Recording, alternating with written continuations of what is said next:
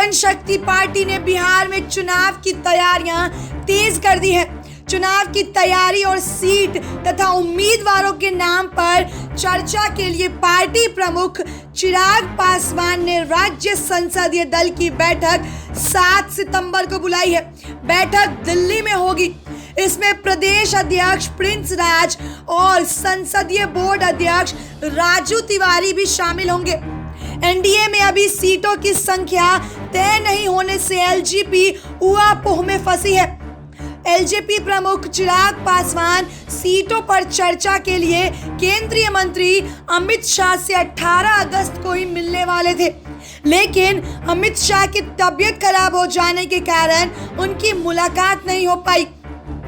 लिहाजा अब तक ये तय नहीं हो सका है कि लोक जनशक्ति पार्टी को कितनी सीटें मिलनी है।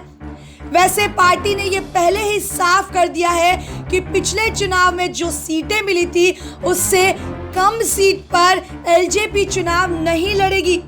फॉर्मूला भी वही होना चाहिए। हालांकि उम्मीदवारों का चयन वे सभी 119 सीट के लिए ही कर रही है, जहां पिछले विधानसभा चुनाव में एनडीए के उम्मीदवार मात खा गए थे। पहले चुनाव के फॉर्मूला पर अगर सीट का बंटवारा होगा तो लोक जनशक्ति पार्टी के अनुसार उसका दावा 42 सीटों पर बनता है। ये दावा लोकसभा की 7 सीटों के आधार पर पार्टी ने तय किया है, लेकिन सूत्रों के हवाले से खबर आई है कि एनडीए में उनको 36 सीट पर मनाने की तैयारी है। ऐसे रणनीतिकारों का मानना है कि पिछले चुनाव का ही फॉर्मूला इस बार भी होगा, लेकिन विधानसभा के लिए रामविलास पासवान के लिए छोड़ी गई राज्यसभा की सीट की गिनती नहीं होगी। इस प्रकार लोक जनशक्ति पार्टी 6 लोकसभा सीट पर चुनाव लड़ी थी और उस हिसाब से उसका दावा 36 विधानसभा सीटों का ही बनता है।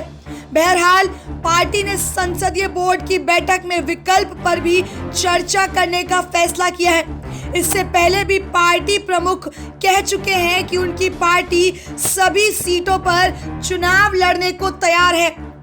एसपीएन 9 न्यूज रूम से शालिनी झा की रिपोर्ट।